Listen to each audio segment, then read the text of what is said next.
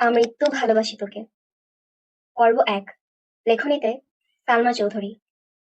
৭ বছর পর বাড়ি ফিরেছে খান বংশের বড় ছেলে সাজ্জাদুল খান আবির।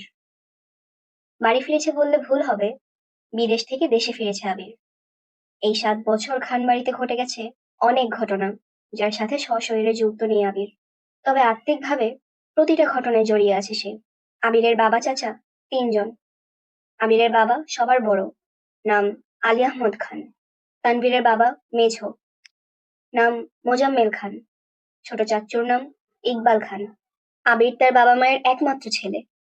মেঝো চাচা মানে মোজাম্মেল খানের এক ছেলে এক মেয়ে। ছেলের নাম তানভীর খান, মেয়ের নাম মাহাদিবা খান মেঘ।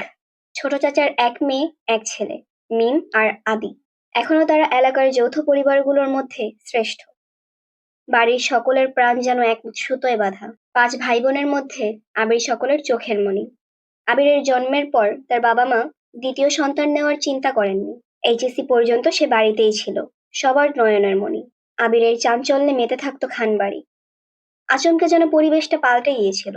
১৮ বছর বয়সে আবিরের হঠাৎ করে স্কলারশিপে বিদেশে পড়তে যাওয়া। বাড়ির সকলের সাথে শারীরিকভাবে যেমন দূরত্ব বেড়েছিল, তেমনি দূরত্ব বেড়েছে মানসিকতায়। ৭ বছর পূর্বের আবিরের সাথে বর্তমান আবিরের আকাশ পাতাল পার্থক্য। দেখেও যেন চেনার উপায় নেই। ৬ ফুট লম্বা ছেলেটার গায়ের রং শ্যামলা, গাল ভর্তি চাপদাড়ি, চুলের স্টাইল কোনো নায়কের থেকে কম না। তার ফ্যাশন আর লুকে যে কোনো মেয়ে এক দেখাতেই প্রেমে পড়তে বাধ্য। প্লেনে বসে আবির অবলীলায় ভেবে যাচ্ছে অতীতে ফেলে আসা স্মৃতিগুলো। সেই চাঞ্চল্যকর মুহূর্তগুলো এখন শুধুই স্মৃতির পাতায়। মাকে রেখে এসেছিল সেই যৌবনের প্রথম দিকে, যখন তার বয়স ছিল ১৮। সেই সময় মাই ছিল তার একমাত্র বন্ধু। আজ সে ২৪ বছরের যুবক। এতগুলো বছরের একটা দিনও বাদ যায়নি যে মায়ের সাথে ফোনে কথা বলেনি সে। বাড়ির সকলের সাথেই মোটামুটি কথা বলার চেষ্টা করেছে। ছোটবেলার স্মৃতিগুলো ভাবতে ভাবতে নিজের দেশে পৌঁছে গিয়েছে আবির। এয়ারপোর্টে আবিরের বাবা আলী আহমদ খান আর তানভীর দাঁড়িয়ে আছে। তানভীর সম্পর্কে তার চাচাতো ভাই, আর বয়সে ২ বছরের ছোট, কিন্তু দুজন দুজনের বেস্ট ফ্রেন্ড আর কলিজার বন্ধু। তানভীর আবিরকে দেখেই দৌড়ে এসে জড়িয়ে ধরলো। এই ৭ বছরে একবারের জন্য বাড়ি ফেরেনি আবির, তবে প্রতিনিয়ত কথা হয় আবির তানভীরের। আবির তার আব্বুকে সালাম করে জড়িয়ে ধরে। তারপর বাড়ি ফিরে ৩ জন। বাড়িতে যেন হৈ হৈ রই রই ব্যাপার। হবে নাই বা কেন? বাড়ির বড় ছেলে এত বছর পর বাড়ি ফিরেছে। রান্নাঘরে বাহারি রকমের রান্নার ধুম পড়েছে মা চাচিদের। হঠাৎ দরজায় আবিরকে দেখে সবার মধ্যে হইচই শুরু হয়ে গেছে। আবিরের আম্মু দৌড়ে এসে জড়িয়ে ধরলেন ছেলেকে। আবেগ আপ্লুত হয়ে মাকে জড়িয়ে ধরল আবির। মমতাময়ী মাকে সেই ৭ বছর আগে ছুঁয়েছিল। আজ এত বছর পর মায়ের ছোঁয়া পেল আবির। মা চাচিদের সালাম করলো। সোফায় বসিয়ে ছেলেকে একের পর এক শরবত নাস্তা দিতে ব্যস্ত সবাই।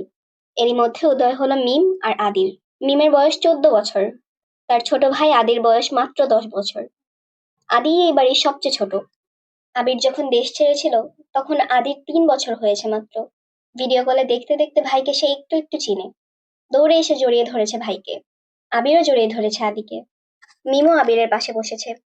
খোশ গল্প করছে সবাই মিলে। আদি জিজ্ঞেস করছে, ভাইয়া আমার জন্য কি এনেছো? আবির যেই না উঠতে যাবে, মা চাচিরা উঠতে দিচ্ছে না। আগে শরবত খাবি, তারপর উঠবি। আবির তানভীরের দিকে তাকিয়ে বলল, ওই লাগেজটা নিয়ে আয় তো।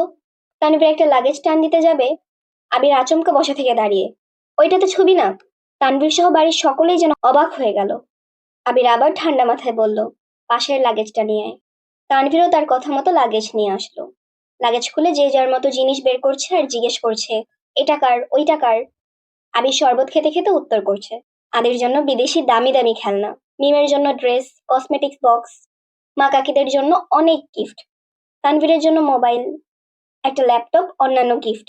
আলাদা আরেকটা ল্যাপটপ আছে। মিম জিজ্ঞেস করছে, ভাইয়া ওই ল্যাপটপটা কি তোমার? আবির উত্তর দেয়, না, এটা মেঘের। মেঘের মা হালিমা খান জিজ্ঞেস করছেন, মেঘের ল্যাপটপ কি দরকার বাবা? আবির, ওর তো এইচএসসি পরীক্ষা শেষ, সামনে অ্যাডমিশন টেস্ট আছে, অনেক কিছু জানার বা পড়ার দরকার আছে। মোবাইল দেখে পড়ার থেকে ল্যাপটপে সুবিধা হবে, তাই নিয়ে আসলাম। মিম, আমার জন্য নিয়ে আসতে একটা। আবির অবলীলায় হেসে উত্তর দেয়, তোর ১৮ বছর বয়স হলে তোকেও কিনে দেব, চিন্তা করিস না। মিম খুশিতে গদগদ হয়ে বলে, ধন্যবাদ ভাইয়া। বাড়ির হইচই শুনে ঘর থেকে বের হলেন ছোট চাচা ইকবাল খান। আবির চাচুকে দেখেই সালাম করতে যায়। চাচু বাধা দিয়ে জড়িয়ে ধরেন ভাতিজাকে। ইকবাল খান বাড়ির সকলের দিকে এক পলক তাকিয়ে নরম স্বরে বলেন, এতদিনে এই বাড়িটা পরিপূর্ণ হলো। ইকবাল খানের জন্য আনা উপহার আবির নিজের হাতেই চাচ্চুকে দিল। বাকিদের জিনিসগুলো একটা একটা করে দিল আবির। মেজো চাচ্চু মানে মোজাম্মেল খান বাসায় নেই, তাই ওনার জন্য আনা গিফট যত্ন করে রেখে দিল আবির। লাগেজে পড়ে আছে একটা বক্স, যেটা র্যাপিং পেপারে মোড়ানো, আর একটা শপিং ব্যাগ। আদি জিজ্ঞেস করলো, ভাইয়া, ওই টাকার? আবির ল্যাপটপের পাশের বক্স আর শপিং ব্যাগটা রেখে উত্তর করলো, এগুলো মেঘকে দিয়ে দিও, আমি রুমে যাচ্ছি। ইকবাল খান এক পলক সবার দিকে তাকিয়ে জিজ্ঞেস করলেন, মেঘ কোথায়? হালিমা খান উত্তর দিলেন, ও তো কোচিং এ গেছে, এতক্ষণে তো চলে আসার কথা। আবির বাকি দুইটা লাগেজ নিয়ে উঠতে চাচ্ছিল, হঠাৎ পেছন ফিরে মায়ের দিকে তাকিয়ে প্রশ্ন করলো, আমি কোন রুমে থাকবো? ছেলের এমন প্রশ্নের জন্য মা হালিমা খান হতভম্ব হয়ে পড়লেন। তৎক্ষণাৎ স্বাভাবিক হয়ে উত্তর করলেন, তোর রুম তোরই আছে, আজ সকালেই পরিষ্কার করা হয়েছে। আবির কোনো কথা না বলে দুই লাগেজ নিয়ে উঠতে গেলে তানভীর এগিয়ে আসে, আমায় দাও, আমি নিয়ে যাচ্ছি। আবির একটা লাগেজ তানভীরের দিকে এগিয়ে দেয়, নিজে আরেকটা লাগেজ সযত্নে নিয়ে সিঁড়ি দিয়ে উঠতে থাকে। ততক্ষণে দরজায় এসে উপস্থিত হয় এই বাড়ির বড় মেয়ে মাহাদিবা খান মেঘ। মিম মেঘকে দেখে দৌড়ে এসে বলে, আপু আপু, আবির ভাই এসেছে। মেঘ সিঁড়ির দিকে তাকায়, লম্বা স্বাস্থ্যবান সুপুরুষ দেখে একজন হাতে লাগেজ নিয়ে সিঁড়ি দিয়ে উঠছে, শুধু পেছনটা দেখা যাচ্ছে। মেঘ ভেতরে ঢুকে সবার হাতে গিফট দেখে এদিক সেদিক তাকায়। ততক্ষণে আবির নিজের রুমে চলে গিয়েছে। মেঘের মা হালিমা খান মেয়ের দিকে এগিয়ে এসে বলেন, তোর জন্য গিফট এনেছে। মেঘ তাকিয়ে বলেন, কি গিফট? হালিমা খান চোখের ইশারা দিলেন। সোফায় রাখা ল্যাপটপের দিকে চোখ পড়ে মেঘের, ছুটে যায় ল্যাপটপের কাছে, জিজ্ঞেস করে, এটা কি আমার? মিম বলে, হ্যাঁ আপু, এটা তোমার। বক্সটা আর শপিং ব্যাগটাও তোমার। ল্যাপটপটা ঘুরিয়ে ফিরিয়ে দেখছে মেঘ, যেন আকাশ কুসুম কিছু পেয়ে গেছে। তারপর শপিং ব্যাগটা একটু খুলে দেখলো দুইটা ড্রেস মনে হচ্ছে। সে ল্যাপটপ আর বক্সগুলো নিয়ে রুমের দিকে চলে যাচ্ছে। এত বছর পর নিজের রুমটা আশ্চর্যান্বিত নয়নে দেখছে আবির। সেই পরিচিত ঘ্রাণ, যেখানে নিজের জীবনের 12টা বছর কাটিয়েছিল। যেই রুমটা ছিল তার একান্ত ব্যক্তিগত, আজও তাই আছে। একটা জিনিসও এদিক সেদিক হতে দেয়নি আবিরের মা মালিহা খান। এমনকি রুমে বছরের পর বছর তালা দিয়ে রেখেছেন তিনি। যখনই ছেলের কথা মনে হতো, ছেলের রুমে এসে নীরবে কেঁদে যেতেন, যেন কেউ বুঝতে না পারে। আবির রুমে ঢুকে লাগেজ খুলে নিজের পরনের টি শার্ট হাতে শাওয়ার নিতে চলে যায়। শাওয়ার শেষে বের হলেন একটা কফি কালার টি শার্ট আর একটা ট্রাউজার পরে, হাতে টাওয়াল নিয়ে মাথার চুল মুছতে মুছতে। খাটে বসে আছে তানভীর, লাগেজ নিয়ে এসে রুমেই বসে আছে সে। তানভীরকে দেখে আবির জিজ্ঞেস করছে, কি হলো, কিছু বলবি? তানভীর মুচকি হেসে জিজ্ঞেস করছে, আচ্ছা ভাইয়া, ওই লাগেজটা ধরতে দিলে না কেন? কি আছে ওটাতে? আবিরের চক্ষুদয়ে উদ্বেগ স্পষ্ট, চোয়া শক্ত করে উত্তর দিল, ওইটাতে আমার পার্সোনাল কিছু জিনিস আছে। তানভীর হাসতে হাসতে উত্তর দেয়, সেই পার্সোনাল জিনিসগুলো দেখতে চাচ্ছে আমার অবুঝ মন। কি করব বলো? স্বভাবসুলভ গম্ভীর কণ্ঠে উত্তর দিল আবির, কাউকে দেখানোর জিনিস আশা করি পার্সোনাল হবে না। তানভীর ভাইয়ের আপত্তিস্বর বুঝতে পেরে এই বিষয়ে আর কিছু বলেনি, শুধু জিজ্ঞেস করে, বিকেলে কি বের হবে? আবির ওপর নিচ মাথা নেড়ে হ্যাঁ সূচক সম্মতি জানায়। তানভীর কথা না বাড়িয়ে চুপচাপ বিদায় নেয় রুম থেকে। আবির খাটের এক কোনায় বসে মোবাইল হাতে নিয়ে গুরুত্বপূর্ণ কিছু চেক করতে ব্যস্ত হয়ে পড়ে। মেঘ নিজের রুমে ঢুকে শপিং ব্যাগ খুলে 3টা ড্রেস বের করলো। 3টা জামাই অসাধারণ সুন্দর, 2টা গাউন ড্রেস আর একটা গর্জিয়াস কাজের থ্রি পিস। ল্যাপটপটাও খুলে দেখে, তার প্রয়োজনীয় সকল অ্যাপ ব্রাউজার অলরেডি ল্যাপটপে সেট করা আছে। মেঘের দৃষ্টি যায় র্যাপিং পেপারে মোড়ানো বক্সের দিকে। র্যাপিং পেপার খুলতেই চোখে পড়ে 3টা উপন্যাসের বই, যেগুলোর ওপরে ছোট্ট একটা চিরকুট লেখা, অ্যাডমিশনের পরে পড়বি। তার সাথে একটা ছোট্ট বক্স, যেখানে এক বক্স রঙিন পাথর। মেঘের এই পাথরগুলো ছোটবেলায় খুব পছন্দ ছিল। তার সাথে একটা আইফোন 13 প্রো ম্যাক্স মোবাইলের বক্স। ফোন দেখে মেঘের চক্ষু চড়ক গাছ। অনেক দিন যাবৎ মনের করে সুপ্ত ইচ্ছে ছিল একটা আইফোন কেনার, কিন্তু কাউকে বলার মতো সাহস হয়নি তার। এগুলো দেখে খুশিতে গদগদ হয়ে পড়েছে মেঘ। ইন্টার সেকেন্ড ইয়ারে পড়াকালীন মেঘের যখন কলেজ, প্রাইভেট কোচিং সব মিলিয়ে ব্যস্ততায় দিন কাটছিল, তখন তানভীর তার পুরনো একটা ফোন দিয়েছিল মেঘকে। সিমটাও ছিল তানভীরের। বাসার মানুষের বাইরে শুধু ৩-৪ জন বান্ধবীর নাম্বার ছিল সেই ফোনে। এমনকি স্যারদেরকেও নাম্বার দিতে নিষেধ করেছিল কড়া ভাষায়। তানভীর বরাবরই বোনের ব্যাপারে খুব সিরিয়াস। ভাইয়েরা বোনকে শাসন করে ঠিক আছে, কিন্তু তানভীর মেঘকে একটু বেশি শাসনে রেখেছে এত বছর। এইচএসসি পরীক্ষা চলাকালীন সময় তানভীরকে খুব সাহস করে বলেছিল, ভাইয়া, পরীক্ষা শেষ করে আমাকে একটা নতুন ফোন কিনে দিবা? অগ্নিদৃষ্টিতে তাকিয়েছিল তানভীর, যেন মস্ত বড় অন্যায় করে ফেলেছেন। তারপর মেঘ নতুন ফোনের আশা পুরোপুরি ছেড়ে দিয়েছিল। আজ সে না চাইতেই আইফোন পেয়ে গেছে, ল্যাপটপ পেয়ে গেছে, এজন্য মেঘ না চাইতেই জল। আনমনে ভাবছে, মনে হয় তানভীর ভাইয়া বলেছে ফোন আনতে আর ল্যাপটপ আনতে, না হলে উনি কিভাবে জানবে আমার ফোন নেই।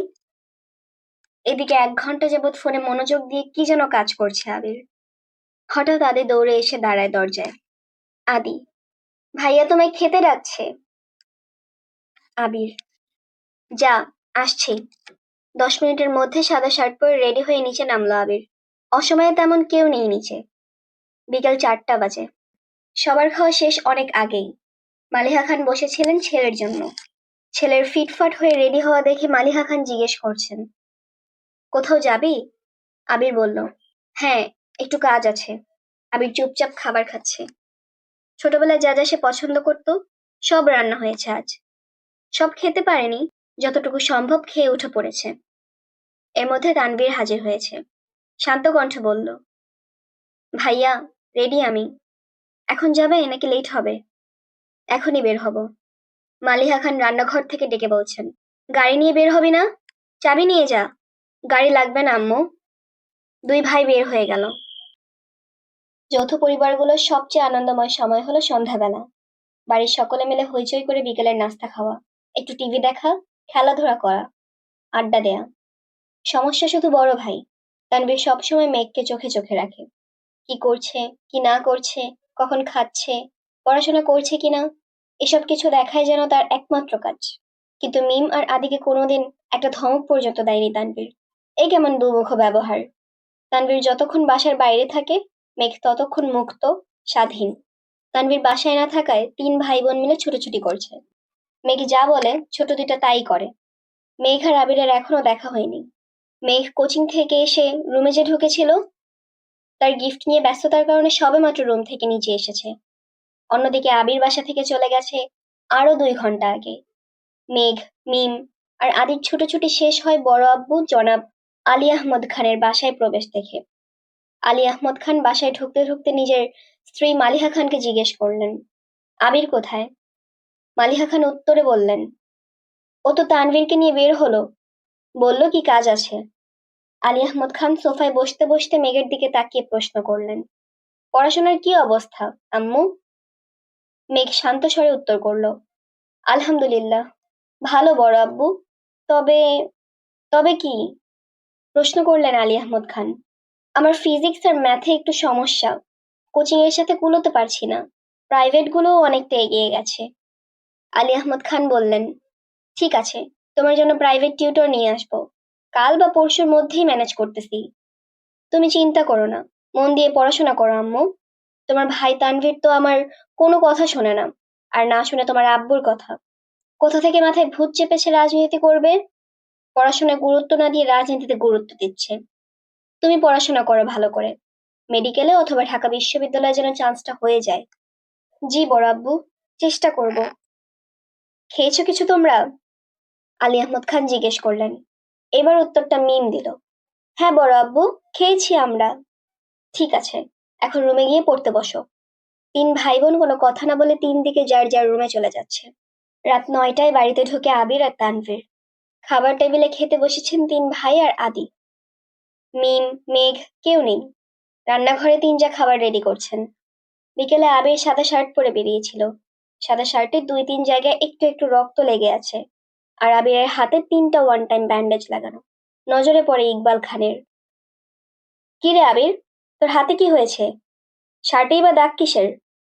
এই কথা শুনে ছুটে আসে মালিহা খান। কি হয়েছে আবির? বুকের ভেতর ছ্যাদ করে উঠেছে। একমাত্র ছেলের শরীরে একটা আঁচড়ও মা সহ্য করতে পারেন না। আবির, তেমন কিছু না, হাতে একটু লেগেছিল, ঠিক হয়ে যাবে, চিন্তা করো না।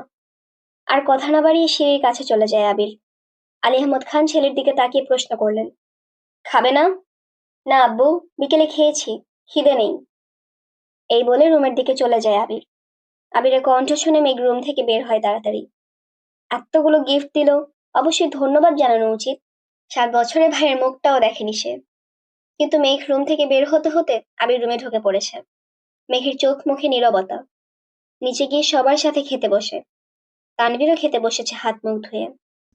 ইকবাল খান তানভীরের উদ্দেশ্যে বলে, তুই তো ছিলি আবিরের সাথে, কি হয়েছে বল? তানভীর, চাচ্চু, আমি তো ভাইয়ের সাথে বের হয়েছিলাম, কিন্তু পরে আমি পার্টি অফিসে চলে গিয়েছিলাম, তাই সঠিক জানি না। মেঘ যেন কিছুই বুঝতে পারছে না। বাড়িতে এসেছে 7-8 ঘন্টা হয়ে গেছে মানুষটার, অথচ সে এখনো দেখেইনি তাকে। তার মধ্যে আবার কি অঘটন ঘটিয়ে ফেলেছে? সে শুধু চাচ্চু আর ভাইয়ার মুখের দিকে তাকাচ্ছে বারবার। আলী আহমদ খান গভীর স্বরে তানভীরকে বললেন, সে তো তোমার ভাই কম বন্ধু বেশি। তাকে বলে দিও কোনো প্রকার মারপিট আর রাজনীতিতে যেন না জড়ায়। আর এটাও বলে দিও তাকে, তার বয়সটা কিন্তু আমি পার করে এসেছি। তাকে দেশে এনেছি মারপিট করার জন্য না, আমাদের ব্যবসার হাল ধরার জন্য। তানভীর, আসলে বড় আব্বু সামান্য হাত কেটেছে ভাইয়ার। আলী আহমদ খান, থাক, আমায় কিছু বোঝাতে হবে না। কোনটা মারপিটের কাটা আর কোনটা কেটে যাওয়া আমি তা বুঝি। তুমি তো নিজের রাস্তা বেছেই নিয়েছো, অন্তত তাকে বুঝাও এসবে যেন না জড়ায়। তানভীর, জি বড় আব্বু। মেঘ আচমকা প্রশ্ন করে বসে, কি হয়েছে? তানভীর মেঘের দিকে চোখ রাঙিয়ে বলে, তুই চুপচাপ খা। ইকবাল খান বড় ভাইয়ের দিকে তাকিয়ে বলে, আবির কেন মারামারি করবে?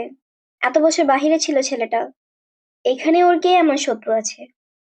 বাড়ির সবার মধ্যে নীরবতা, কেউ কোনো কথা বলছে না। মেঘ মনে মনে ভাবছে, আবির ভাইয়া মারপিট করেছে, কিন্তু কেন?